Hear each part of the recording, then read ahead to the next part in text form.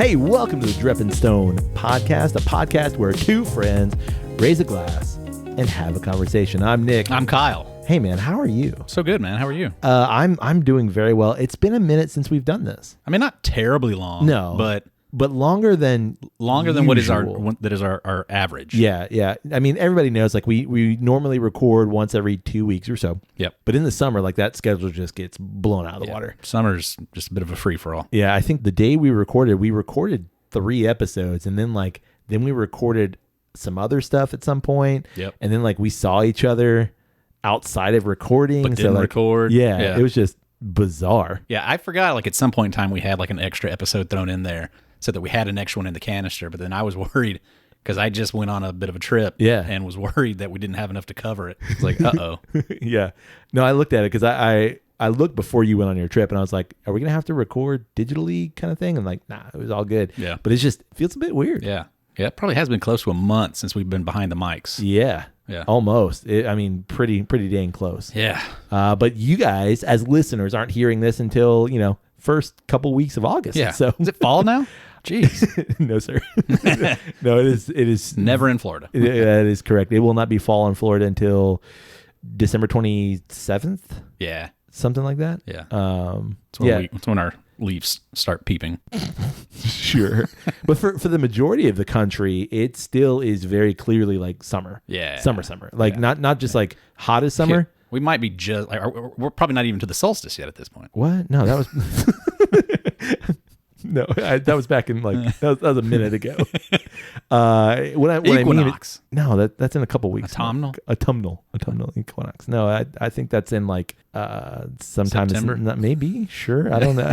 I don't know. October, January. I don't know. Beats me. But what I mean is the majority of the rest of our country is still out of school. There's still summer vacation and traveling. August is still a very summer traveling month, except where we are for some reason. Not in Florida. No, not here. The case down here. No, definitely. I think majority of people are back in school right now. Back to the grindstone. Yeah, which means we should drink something. You need something to drink. What'd you bring for us? Well, I brought something that's a release here anyway. Pretty recently. A release recently. There we go. A recent release. I don't know. See, again, weird. Yeah. This is recently released. Right. Not a deceased release. No. This is a recent release here in the States. Not a recent product, but a recent release. Gotcha. And this is the Wrexham Lager. Wrexham Lager. Here's a can for you. Thank you. Yeah, you're welcome. These are 16-ounce cans. Whoa. I know. Tall boys.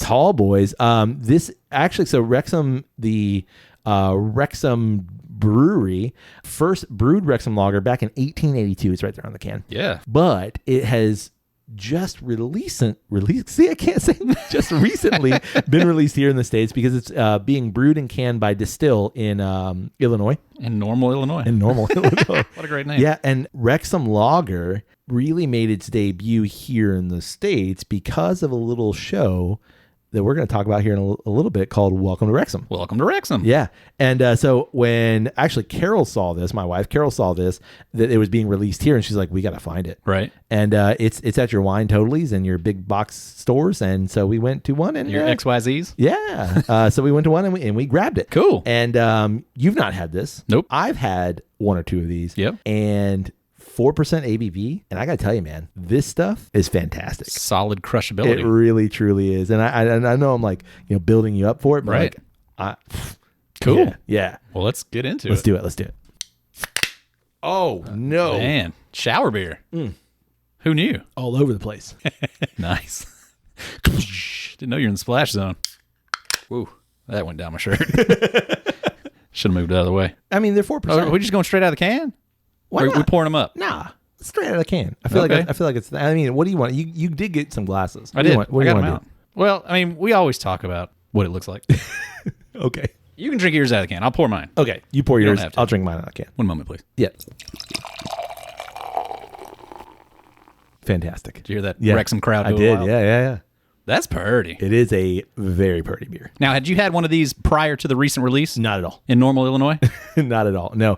And I am a fan of the show. Yep. As we'll talk about in a little while. Sure. And I am noted for wanting a light beer with some flavor. I mean, we just did the light beer showdown a couple weeks ago. Yeah. Which had no flavor, no flavor at all. So in my quest to find something, this, again, Carol suggested that we find this, and here we are. Good call. Yeah. I mean, smells like beer.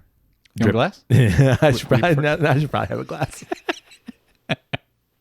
Now that I've dripped it all down me and all over the mic.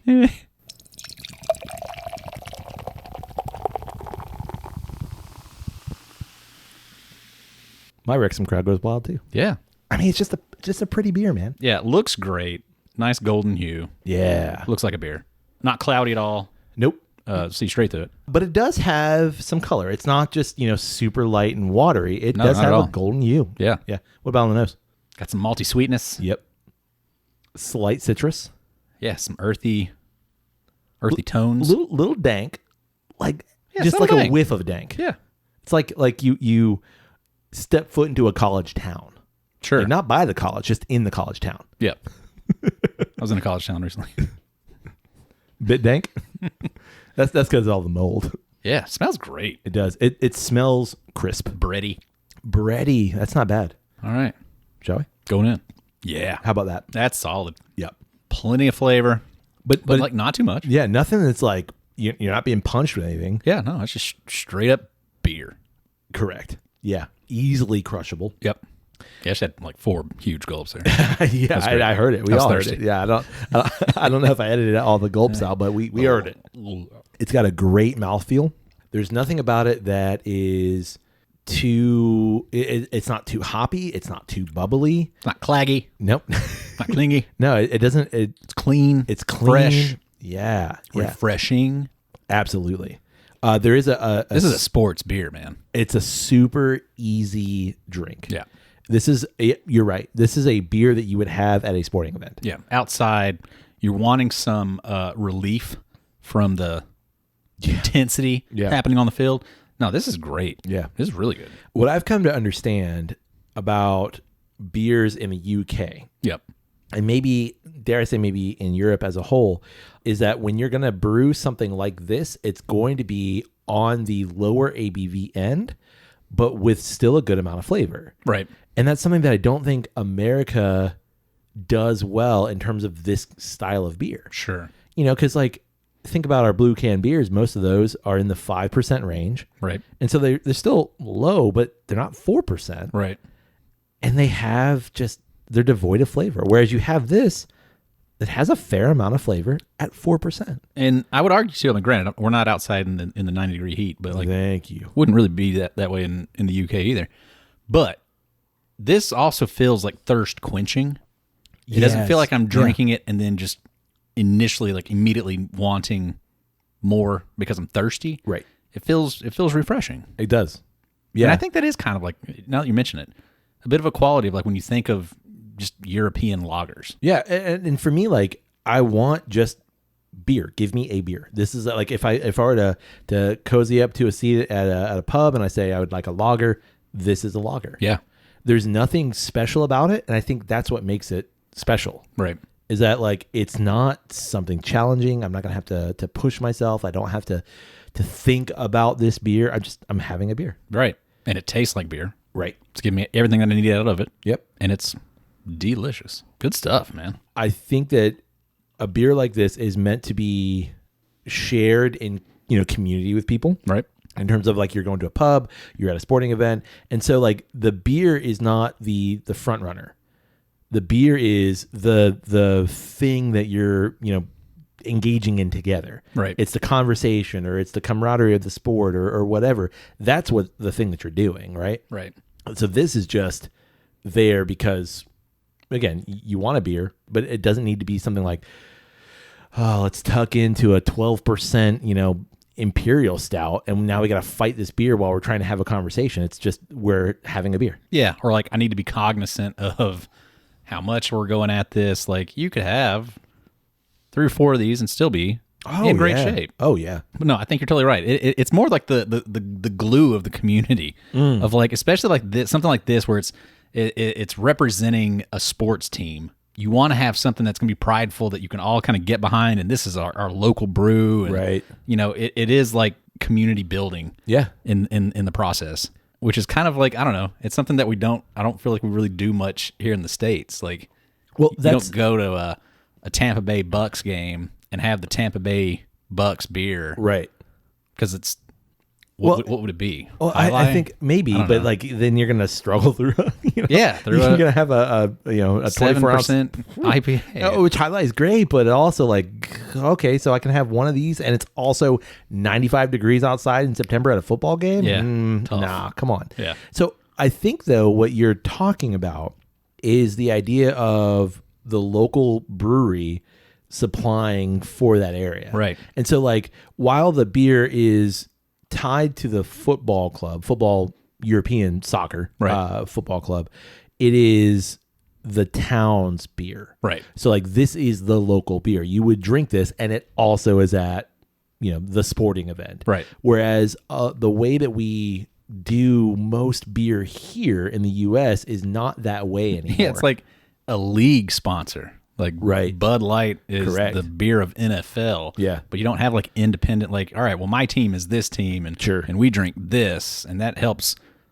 right. But like connect us. I mean, in some scenarios, in some situations, like if you go to a baseball game in the Northeast, particularly in that Rhode Island, Boston area, you might be able to find a Narragansett on tap. Sure. You might be able to find. I know definitely if you go to a baseball game in Baltimore, you'll be able to find National Bohemian. So that does exist, but it doesn't exist on the same level. But also, too, it's not like you wouldn't, go to Yankee Stadium as a Orioles fan, Right. and drink Yankee beer. Right. You know what I mean? Yeah, yeah. Like, you're still drinking Narragansett, which you might find in both places, and it might be great in both Exactly. places, and both fan bases will drink it. But you're not going to have anybody from, I don't know, from Richmond Sure. go to Wrexham and drink a Wrexham beer. Right. They're not going to do that. Exactly. They're going to go drink the opponent's beer, unless it's really good beer. Sure. You know, But I'm going to pour it in a bottle. So But you I don't think know what- your point too is like, if let's say you went to, I don't know, a game in Seattle, and like the local beer is Rainier. Right. Okay. That's all we have. And as a visitor, you're going to have no problem going to get a Rainier, Right. Because like because it's not a Seattle Mariners beer. Right. It's not their beer. Right. It doesn't have their logo on it might. Maybe. it might have it on the can.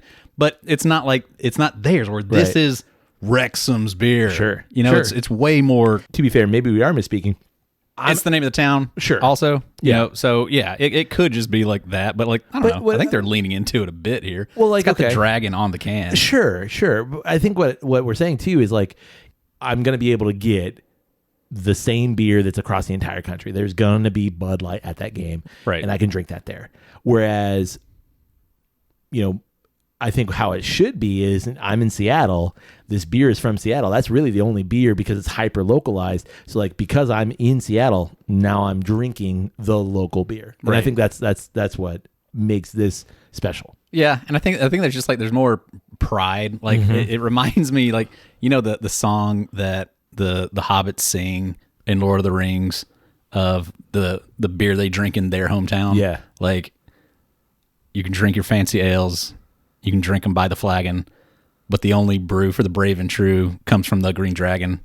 Like, Did you just pull it out, or like this is something you No, watched that's the recently? song. No, I know, but like you have that memorized. yeah, it's a fun song. Like I love Lord of the Rings, and I knew what you were talking about, but I don't know the words. Wow, Yeah, it's a fun song.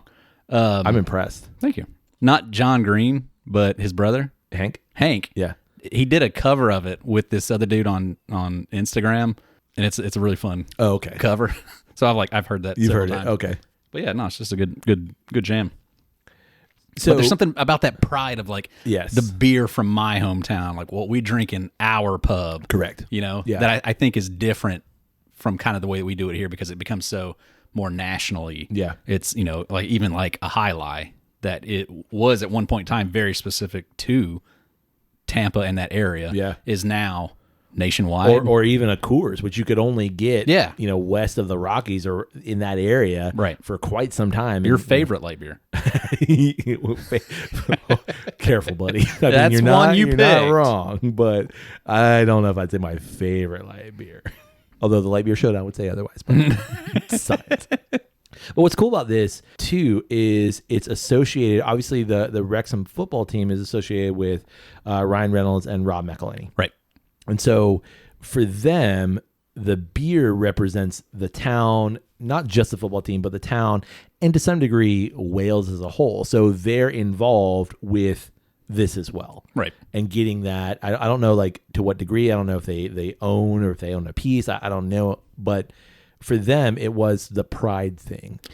Right. And it was community building. Like that was a huge aspect of that whole endeavor. Was not just, hey, we want to go make a successful soccer team, right?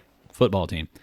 We want to create an entire community around this. I think initially, it was very clearly a financial thing. Sure. I think they very early on recognized that the finance obviously is part of this, but yes, we want it's a culture around this thing that we want to build upon, right? And the pride that Wrexham as a town has for, in this case, the lager, but also the team.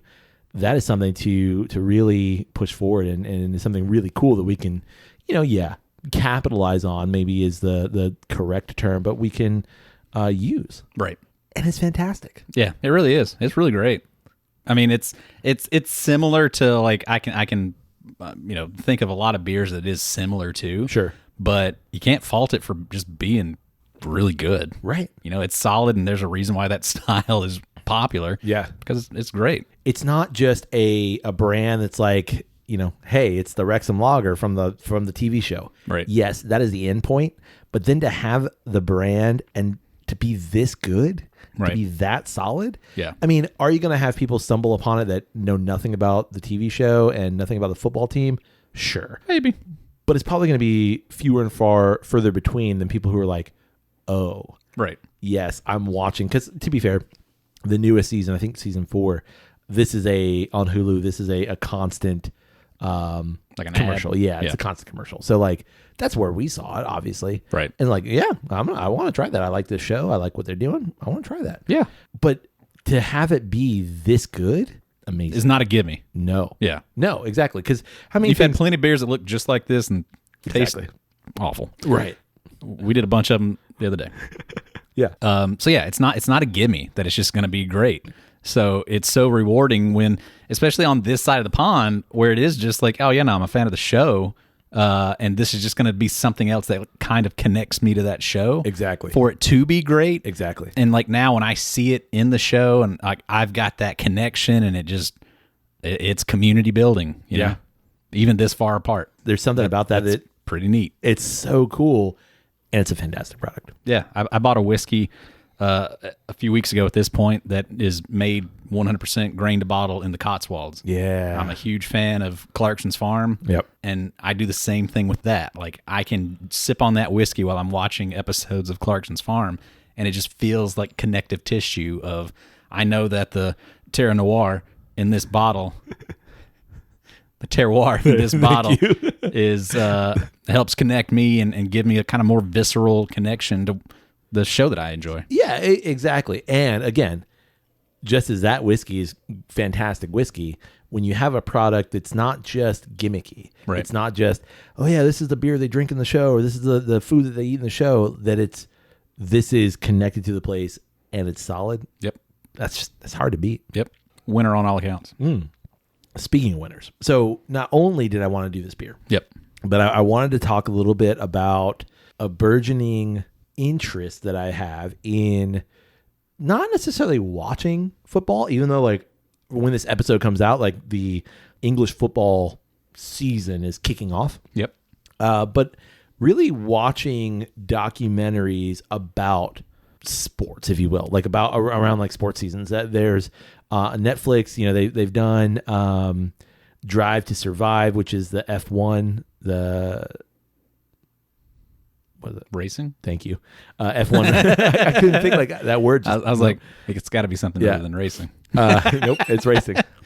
They did one where they followed like a golf season. They followed a bunch of different golfers, across the season. They've done several things like that. Yeah, the Michael Jordan one. The Last Dance. Yep. What it's called? Last Dance. So like, but these are unlike the Last Dance. This is one of like, we're gonna follow the narrative of a season, and that's what Welcome to Wrexham is. Right. It's following the narrative of a season. Yeah, it's not a retrospective looking back at a season or something like that. Like it's more reality TV. Yes. In the fact that it's happening in real time and we're just documenting it. Exactly. Yeah, and obviously it's being released as a retrospective, but yes, you're along for the ride. It's not like you're doing a documentary of the 2004 Red Sox kind of thing, 20 years later. Yeah. What was the college football one that we watched? Last Chance U? Yeah. Yeah. It's kind of like that. Kind of like that. And I know that like Amazon's done one with, was it the Eagles? They did one with the New Zealand All Blacks, which is a rugby team. Yeah. So like, there's been like I think MTV did one back in the day, the Two-A-Days. Oh yeah. It was like high school football. High school football. Yeah. Yep. So like this is nothing new. Right. But there's a heart to this show and to like what they're presenting that I've fallen in love with. Yeah, I mean it's one of those things like it's a natural narrative that has a very clear beginning, and it'll have an endpoint, and you don't know what that endpoint's going to be. So I think things like that, especially where it's built into a season, right? They're the same word. Like it gives you that kind of expectation, and obviously you hope that it's going to go one way, but it's the process of how we get there and what is the outcome going to be that sports just naturally provides that. Well, and in this case, it's an underdog story, right? Too, and people, I mean, come on, man, like who's not a sucker for an underdog story? Yeah, I mean, like sure, if you're that homer for the team that just like win, I get it. Oh yeah, because how many great sports movies are there about the underdog? Right. And then how many of them are out there about the Yankees? Correct. There's just not. Correct. Like, yeah. It's always, the great ones are the underdog stories. Exactly. And that's exactly what this is.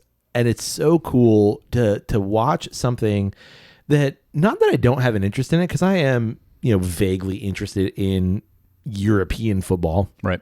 I definitely like rugby. I like watching rugby. So like I know enough about it, but like I have no stake in this. Right. I'm going to say I don't care if Wrexham wins or loses or what happens, but it's the narrative that surrounds everything going on that it's kind of giving you an insight to what happens off the pitch, which is in some ways the more interesting story. Right. This also just happened to be released around the same time as Ted Lasso. Right. So like it kind of all dovetailed together into one thing in my mind. Yeah. One big intrigue into to the side UK soccer teams. Right. Exactly. Like it opens you up into a universe that you know nothing about. Yeah. And the stakes are low because I know nothing about it and I don't have anything at stake. Right. I also knew I love the structure of the way that they do football over there. Yeah. I kind of wish we could adopt something like that within like college football here. Absolutely. Like there's so many teams and like you could break it into a tiered system the same way that they do and you could relegate and promote just the same way. Like I think it'd be dope. That to me I think is just fascinating because Wrexham as the football team went from I think it was the 5th tier. Right. To now they're in the 2nd Champions League. Yeah, the Championship League. There's a Premier League and then the Champions or Championship. Nobody hates. Whatever.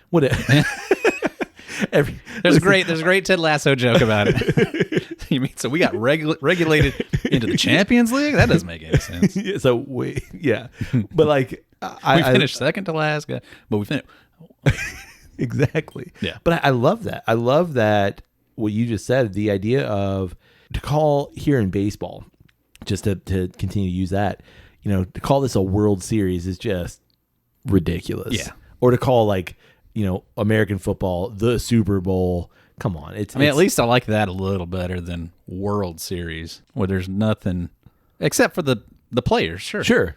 They're from all around the world. Oh, yeah. Absolutely. But it's not the World it's not Series. the World Series. Yeah. But like the idea of a team can go up and or down depending on how well they do. Yeah. Love that idea. There's something at stake. Yeah. You know, And if you can work and build your way up and get better, Yeah. you'll keep going. Like, and you know, there's just well, and I think something really satisfying to that. it's satisfying too because it removes, this isn't totally true, but it removes some of the individualistic aspect of the sport where it focuses like, in order to do well as a team, we have to have good players. Those players have to work as a team to keep the team moving. And if they don't work as a team, you could have the best player, bar none. And if they don't have a good team, it doesn't matter. The team's going to drop. I mean, Zava would say otherwise. But I think what I love about it is that there is a consequence to finishing last. Right. So there is an incentive to keep playing and keep trying because you don't want to get regulated. You don't want to get pushed down, and now you're in a smaller market and you're going to make less money as a team as a whole. Yeah. Like, and that's going to hurt affect your wallet, the ownership, exactly, just as much as it is going to affect the players. You know, and it's not this incentive to like, all right, well, let's just continue to play bad because then we're going to have better draft prospects. No. You know, like be done with that stuff. Like, continue to play, or else you will. There is a punishment. Right, to you that. will be relegated. Yeah. You will drop down, and there's going to have real world implications. And I love that. Like, to me, that's what I think American sport as a whole, at least on the professional level, misses. Yeah, Like, agreed. There's, you know, to some degree, as a high level NFL player, what's at stake for me individually, other than my playing time and my own pocket? Nothing. Right. You know, like I go in and something happens and my team is terrible, but I'm a great player. Like, you know, I'm making, 50, 60, $75 million a year. I don't care. Right. Our team can suck, but I'm doing really well. Whereas that switches the narrative of, in order to continue to make the money you want to make, our whole team has to do well. Yeah. If we get regulated and we're not in Relegated. the premier, right? We're not relegated, deregulated. If we get dropped down, There you go. and all my sponsors now, they're wanting to sponsor somebody in the Premier League because that's going to be more eyeballs than that. Yeah, there's just so much more incentive for everybody to do your best. Yeah. And I just feel like it would work perfect in college football. I think that's where it should start. I mean, like, I could see implications. Because there's, I mean, even just in your upper tier of college football, there's 130 teams. Yeah. And then you even have like a whole nother division of football below that. Sure. If you just broke all of that down into stuff, like, oh man. You could, because ostensibly, then that would stop all these players from, like, I don't want to say stop, but like, it would make the hunt of the best team, I don't know, maybe it would minimize some of that. Because then you have players in, podunk, backwoods, whatever. If that team is just great, they can move up, just as Wrexham has done. Right. Like, I think they're the only team that has moved up as many times. Like, I think they're either tied or like they've moved up the most. Right. To go in the same number of years, to go from one league to the next, to the next, to the next. And now they're in the Championship League, one league away from the top of the tier. Right. Like, it just doesn't happen, but it can. With enough celebrity power, you too. With Deadpool on your side, anything can be accomplished. Well, and to be fair, like, the show makes a lot of reference to that. It's not just, the pluckiness of the team. Oh, yeah. It's also, we've thrown a lot of money at this. Like, to be fair, like I actually haven't watched any of it, but I'm aware enough of it just because it has been such a huge pop culture boom. Sure. That the most I've watched of it is clips from right before Deadpool Wolverine came out. Like, everybody's speculating because like Sean Levy was in some episodes. Yeah. Like, they're all trying to figure out like who's doing what and what the implications are for this person to be there. Like, that was part of like why what cameos would be. Yeah. like, that was a huge part of why like everybody thought Taylor Swift was going to be in it because she was good friends and she was seen in some of the episodes. Oh, that's right. She's friends with Blake Light. Yeah. Yeah. And they were all just like, so, that's my biggest Yeah. Well, so, in the scene with all the Deadpools, there's a Welsh Deadpool. Right. And the Welsh Deadpool was one of the guys. Yeah. That was like a big star. Yeah. And one of them was in the bar where they finally meet. Yeah, I think so. Yeah. The worst Wolverine. He's like the drunk Wolverine. Yeah. Yeah. Yeah. He's one of the guys in the background there. Yeah. I mean, and that's all part of it. Yeah. And I think like what that also is someone who has a lot of clout, who has a lot of sway, can then bring everyone and say, come with me. Right. Like, we're doing this thing together. And that, like, I have no problem with that. Right. Yeah. You know, I think that's cool. All tides, was it all tides? The ships rise with the tides? All tides rise ships? People in glass houses sink ships. Right. Don't throw stones in a water balloon. Whatever deep that thoughts. whatever that expression is. Yeah. Raising waters. No. Yeah. Raisin boats. waters. Whatever it is. What is it? Make it make sense in my head. Higher tides raise all ships. Or something like that. Yeah. To that effect. Of like, we all benefit from whatever. All of us doing better. I don't know.